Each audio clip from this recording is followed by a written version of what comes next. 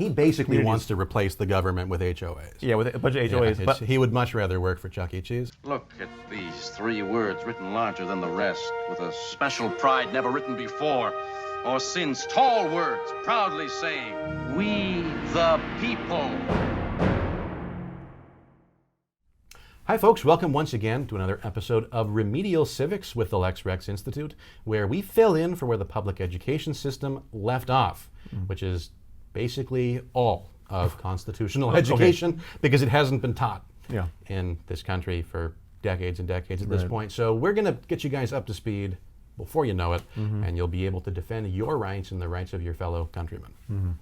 I'm Alexander Haberbush, President of the Lex Rex Institute and a practicing constitutional attorney. My name is Alex Bostic. I'm a legal assistant at the Lex Rex Institute. All right, so...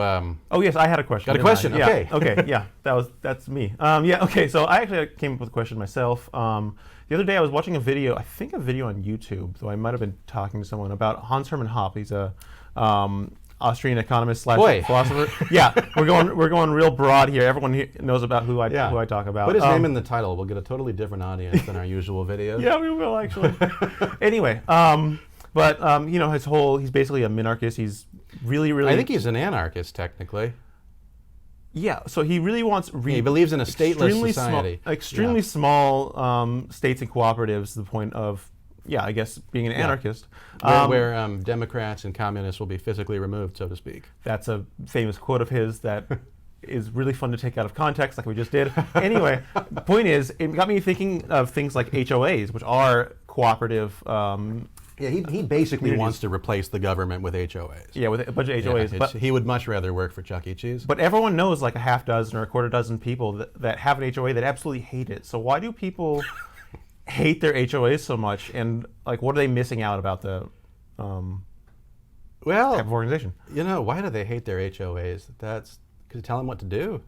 That'd be one of the reasons, yeah. The government tells you what. For some reason, people think it's very legitimate. I'm going to sound like an anarchist now, so maybe we'll attract that audience. But sure. For some reason, people think it's very legitimate when the government tells them what to do, and they really don't like it whenever anybody else tells them what to do. Right. We kind of wish people had that rebellious spirit with everything. Or the opposite would be better, at least. Liking it when everybody tells you what to do? Like when your boss tells you. Oh, yeah, you should do what your boss tells you. But then when the government tells you, you say why. Anyway, I'm answering for you. Go ahead. No, that's fine. This is a dialogue. So, I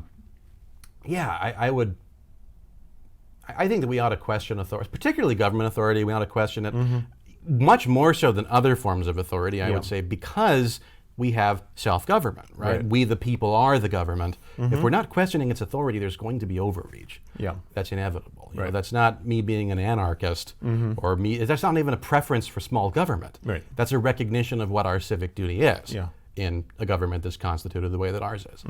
Hans Hermann Hoppe would prefer if all governments were homeowners associations, or something like. You know, that's probably a caricature of what he has to say. It's a jokey way of saying what he says. Yeah, go ahead and argue with us in the comments. We probably will read what you have to say and we'll engage with it. But, you know, why don't people like HOAs?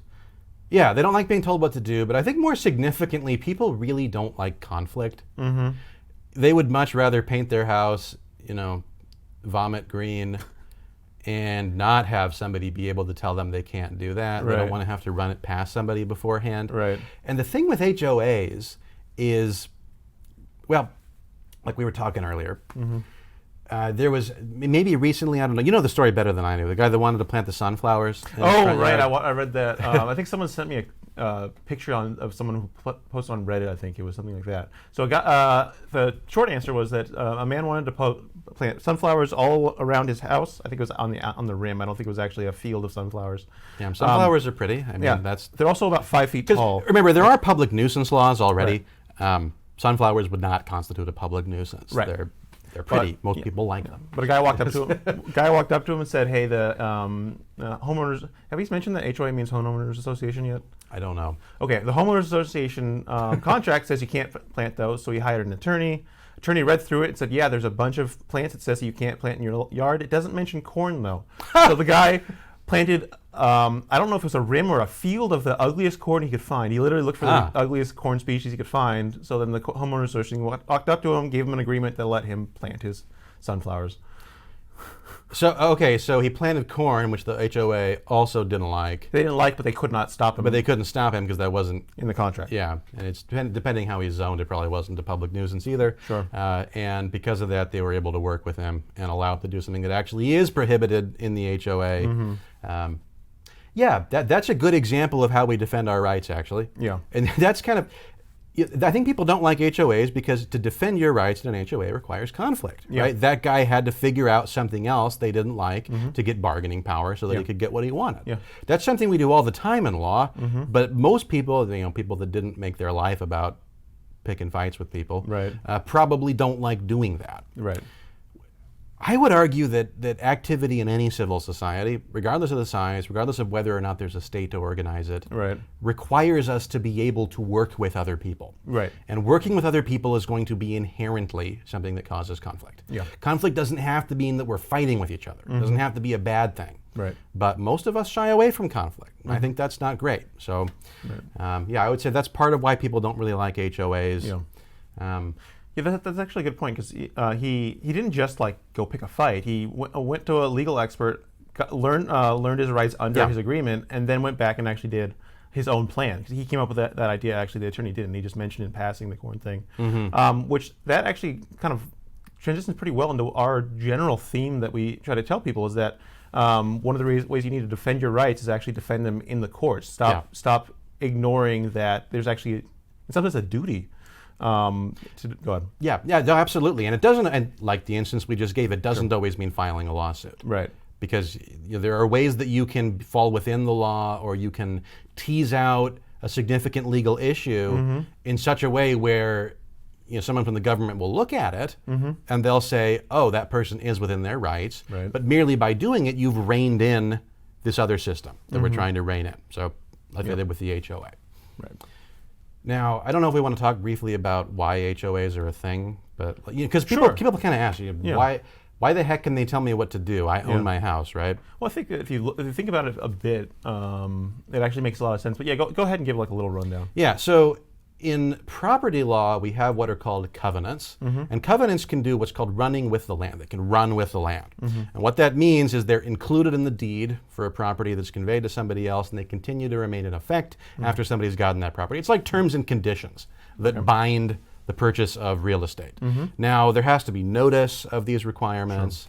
There are lots of different forms that notice can take. It doesn't actually even have to be in the deed. As long as you have other kinds of notice where you'd be aware of it. There could be signs posted, or there could even, if you go into a neighborhood where every single house is the same color, you're probably going to ask some questions about that to the seller, right? Okay, so there's reasonable assumptions on the parts of, okay, I see. That's what's called inquiry notice, something that should have pushed you to ask questions. A reasonable person would have asked questions about it, but you do have to have notice in order for covenants to bind you as a subsequent purchaser. Sure. But that's how HOAs have power, is actually you agreed to them when you bought the land. Yeah. So, and in my experience, those tend to be the requirements people resent the most, are requirements that they agreed to. So. Okay. Yeah, sure. Fair enough. Okay, I guess that's the question. Everybody complains so much about social compact theory, right? They say, I never agreed to the social compact. Why should I be bound to something that was signed by my parents or my grandparents? Right. Yeah, but the agreements people hate most are the ones they did agree to. Yeah. That's a whole other can of worms. We can address that another day. I can tell that you you do some civil law. All right, folks, thanks for watching. Once again, if you are interested in supporting the work that we do and joining us in our effort to uphold and defend the Constitution of the United States, please make a contribution on our website, lexrex.org. For a small contribution, you can get one of these books that you see behind you. Not these ones, just these ones. Sure. Those three. So, thanks for watching. If you liked it, hit subscribe and like. And click on a bell icon. There should be a picture of a bell on your screen, and I think that will notify you when new videos are published. If you click on that, I've forgotten to say that on the past several of these. That's so fine. Click on that bell. That's something that my producer wants you to do. So I think it'll benefit us somehow. Yeah, she's nodding. Okay, it will help you to join the fight for liberty if you click on the bell. So please do it. All right, that's all, folks. Thank you very much. Have a good night.